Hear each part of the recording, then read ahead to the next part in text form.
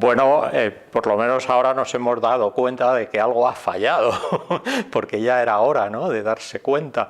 Pero entonces lo que ha fallado, sin duda, es dejar un proceso especulativo que fuera hasta que murió por sí mismo, engordando pues una burbuja inmobiliaria que se ha llevado pues buena parte del ahorro de los españoles, pero encima luego se ha seguido financiando a crédito, y a crédito con cargo al exterior, generando una deuda privada enorme de la banca que ha ido orientada a financiar esa burbuja, y nos ha llevado a la situación en la que estamos. Entonces, por lo tanto, ha fallado regulador del mercado inmobiliario y regulador financiero, eran los dos, ¿no? Pero eso pensando que esos reguladores trabajaran al servicio de la mayoría, es decir, de la comunidad. Entonces el gran problema es que nuestros políticos han estado justo al servicio, eran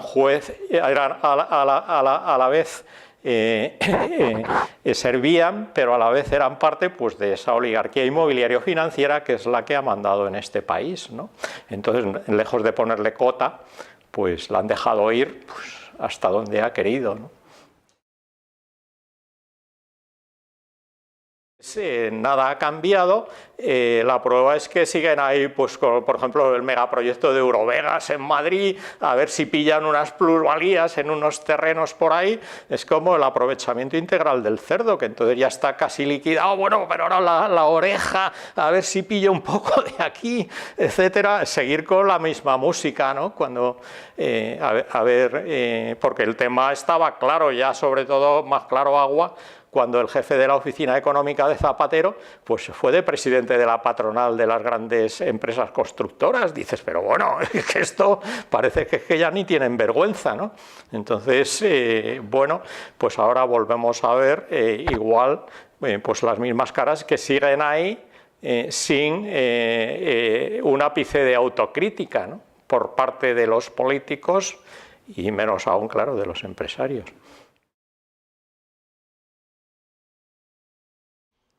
Bueno, lo que se dice que hemos vivido por encima de nuestras posibilidades, pero claro, no hay que hacer espeleología, solo ver los datos de Eurostat para ver que la pensión media está por debajo no solo de la Europa de los 16, sino de los 27, y claro, viene a ser cerca de la mitad de la de Alemania, ¿no? Entonces el salario horario, 3/4 de lo mismo, está muy por debajo, el salario mínimo, etcétera. Entonces, en ese sentido, para nada hemos vivido por debajo de nuestras posibilidades. Lo que ha hecho el país es invertir en megaproyectos absurdos para dar caramelos de obras pues, a una serie de empresas, o bien desatar esa burbuja especulativa en la que han sacado tajada, pues claro, más de uno con todas esas plusvalías que se han ido con la música a otra parte, ¿no? Ahí no solo ha fallado el Estado como regulador, sino como planificador, porque ha planificado al servicio de ese lobby de las grandes constructoras, ¿no?, para darles caramelos de obras a costa de todos. Entonces, lo primero es reconocer los problemas y entonces reconvertir lo que hay para ver qué se puede hacer con ese patrimonio inmobiliario y de infraestructuras pues sobredimensionado, entonces en buena parte por ahí ahora pues abandonado, etcétera. Entonces ver al mismo tiempo, ahí es lo grave, pues necesidades de vivienda insatisfechas, y además, para colmo, se está poniendo a la gente en la calle con los desahucios, entonces que ya van más de 400.000 expedientes de desahucio, ¿no? Entonces tú dices, bueno, entonces esto es sobredimensionado, pero encima se está echando a la gente a la calle. Es que eso es un absurdo total, ¿no? Entonces, primero, reconvertir ese patrimonio inmobiliario para darle un uso más eficiente, a la vez que se palían las deudas de una u otra manera. Entonces, ¿cómo se puede hacer eso?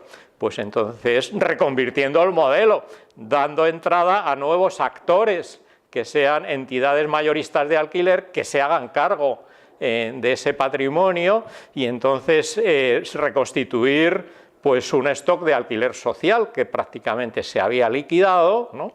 Entonces, para dar precisamente salida a los desahucios hacia ese stock de alquiler social, entonces al mismo tiempo pues dar cancha pues a un alquiler libre, diversificando el modelo, rompiendo el monocultivo no ya del ladrillo y monocultivo inmobiliario, sino el monocultivo de la vivienda en propiedad, que es el tema del banco malo. Es que por fin hemos llegado al final de las tribulaciones de valoración en las que se ha estado mareando la perdiz por no reconocer pues, la caída de los precios inmobiliarios, sobre todo por las entidades que estaban ahí implicadas, es decir, las propias inmobiliarias o bien pues, las propias entidades financieras, ¿no?, que tenían el riesgo inmobiliario. Entonces no querían reconocer las minusvalías que se estaban produciendo. Entonces, después de estar mareando la perdiz en todo esto, por encubrir más o menos sus balances, como que eso valía muchísimo, eran súper solventes, acordaos.